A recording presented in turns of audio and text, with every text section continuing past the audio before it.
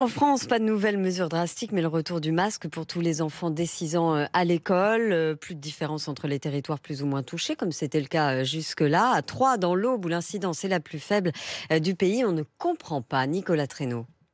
Ces enfants et leurs parents regrettent déjà le mois qui vient de s'écouler, quand le masque n'était plus obligatoire. La fin d'une parenthèse enchantée pour le fils de Laetitia en CP. Il y aurait mieux à l'école, sans les masques, parce que vu qu'ils portent des lunettes en même temps, ça leur fait de la buée, donc c'est pas évident. Devan, le fils de Cindy, est lui aussi pétri d'inquiétude.